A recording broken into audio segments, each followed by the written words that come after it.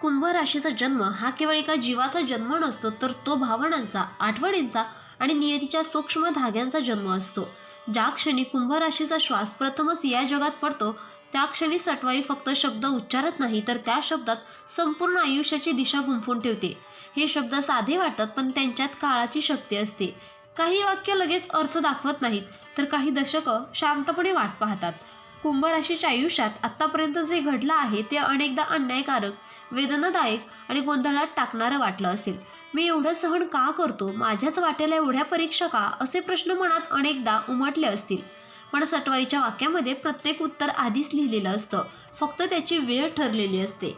आता कुंभ राशीच्या आयुष्यात असा काळ सुरू झाला आहे जिथे भूतकाळातील प्रत्येक अश्रू, प्रत्येक शांत सहनशीलता आणि प्रत्येक तुटलेली आशा यांचा अर्थ उलगडू लागणार आहे.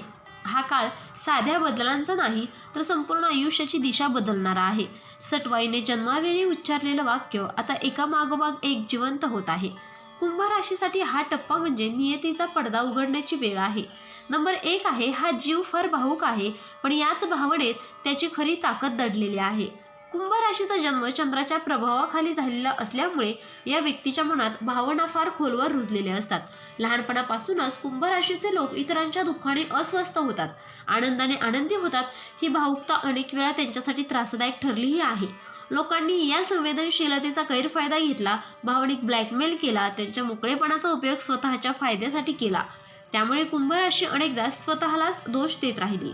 पण आता सटवाईचं हे वाक्य पूर्ण अर्थाने उलगडत आहे. ही भावुकता आता अडचण न राहता मार्गदर्शन ठरणार आहे. कुंभ राशी आता कोण खरा आणि कोण खोटा हे सहज ओळखू लागेल. अंतःकरणाची जी तीव्र जाणीव आहे तीच आता योग्य निर्णय घेण्याची शक्ती बनेल. करिअर, नातेसंबंध, आर्थिक व्यवहार या सगळ्या ठिकाणी भावना आणि बुद्धी यांचा समतोल साधता येईल. जे आधी कमकुवतपण वाटत होतं तेच आता आयुष्य उभं करण्याचं मुख्य साधन ठरणार आहे. नंबर 2 आहे, घर, कुटुंब आणि मुळाशी नातं तुटलं तरी नियती त्याला पुन्हा तिकडेच घेऊन येईल. कुंभ राशीसाठी घर म्हणजे फक्त 4 भिंती नसतात, तर ते सुरक्षिततेचं, प्रेमाचं आणि भावनिक आधाराचं केंद्र असतं. पण आयुष्यात काही काळ असा गेला की जिथे कुटुंबातील मतभेद, गैरसमज, जबाबदाऱ्या, ताण किंवा परिस्थितींमुळे घरापासून दुरावं लागलं. काही कुंभ राशीचे लोक मानसिकदृष्ट्या घरात असूनही एकटे पडले, तर काही प्रत्यक्ष घरापासून दूर गेले. पण आता सटवाईचं हे वाक्य सत्यात उतरत आहे. नियती हळूहळू कुंभ राशीला पुन्हा मुळांकडे घेऊन येत आहे. तुटलेले संवाद पुन्हा सुरू होतील, नात्यांमध्ये दुरावा कमी होईल, आई वडील, भावंड, जोडीदार यांच्याशी मोकळेपणाने वाढेल. काहींसाठी नवीन घराचा योग, काहींसाठी जुन्या घरात परतण्याचा निर्णय, तर काहींसाठी कुटुंबातील एखादा मोठा प्रश्न सुटण्याचा हा काळ ठरेल. भावनिक स्थैर्य मिळाल्याशिवाय कुंभ राशी पुढे जाऊ शकत नाही आणि तेच स्थैर्य आता पुन्हा मिळू लागेल. नंबर 3 आहे, हा जीव खूप सहन करतोय, पण एक दिवस सहनशक्तीच त्याला सिंहासनावर बसवेल. कुंभ राशीची सर्वात मोठी ओळख म्हणजे शांत सहनशीलता. अपमान झाला तरी गप्प राहणे, अन्याय झाला तरी परिस्थिती समजून घेणे, स्वतःच्या वेदनांपेक्षा इतरांचा विचार करणे, हे गुण कुंभ राशीत जन्मजात असतात. अनेक वेळा लोकांनी या सहनशीलतेला अर्थ कमजोरी असा लागला. कामाच्या ठिकाणी श्रेय न मिळणे, कुटुंबात दुर्लक्ष, नात्यांमध्ये गृहीत धरणे हे अनुभव कुंभ राशीने भरपूर घेतले आहेत.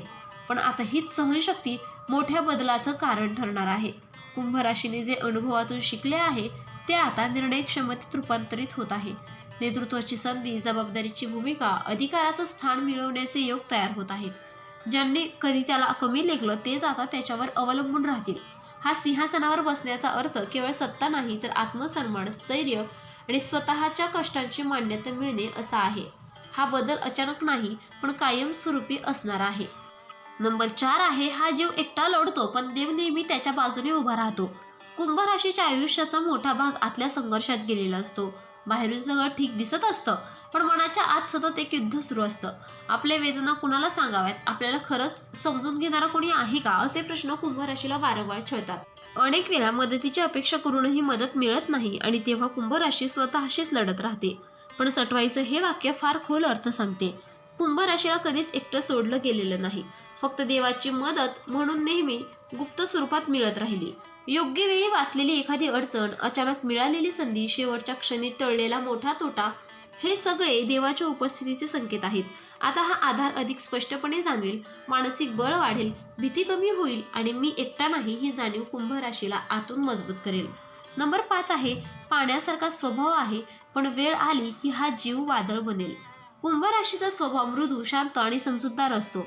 ती वाद टाळते, संघर्ष टाळते आणि शक्यतो सगळ्यांना सांभाळून घेते. पण याचा अर्थ असा नाही की तिच्यात ताकद नाही. पाणी जसं शांत दिसतं पण गरज पडली की पूर बनून सगळं बदलून टाकतं, तसाच हा स्वभाव आहे. आता कुंभ राशीच्या आयुष्यात असा क्षण येतोय जिथे पुरे झालं असं मन ठामपणे सांगेल, चुकीच्या नात्यांना संपवण्याची हिंमत येईल, अपमान सहन न करण्याची निर्णय घेतला जाईल आणि कुंभ राशी पहिल्यांदाच स्वतःसाठी ठाम उभी राहील. हा बदल अनेकांना धक्का देणारा असेल, कारण ज्यांना शांत, समजूतदार कर्क राशीची सवय होती त्यांना तिचं हे रूप अनपेक्षित वाटेल. पण हा वादळाचा काळ आयुष्य साफ करून नवीन सुरुवात घडवण्यासाठीच असेल. कन्या राशीच्या आयुष्याचा हा टप्पा म्हणजे भूतकाळ आणि भविष्य यांच्यातला निर्णायक दुवा आहे. आतापर्यंत जे काही घडलं ते अपूर्ण वाटलं, अन्यायकारक वाटलं.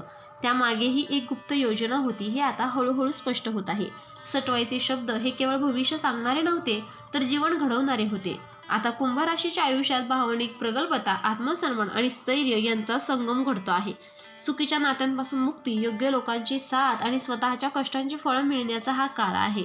जे काही गमावलं गेलं त्याची भरपाई वेगळ्या आणि अधिक मजबूत स्वरूपात होणार आहे. हा टर्निंग पॉइंट कुंभ राशीला पूर्णपणे बदलणारा नाही, तर तिचं खरं रूप समोर आणणारा आहे. भावुकतेतली ताकद, शांततेतील ठामपणा आणि सहनशीलतेतली नेतृत्व शक्ती आता स्पष्टपणे दिसू लागेल.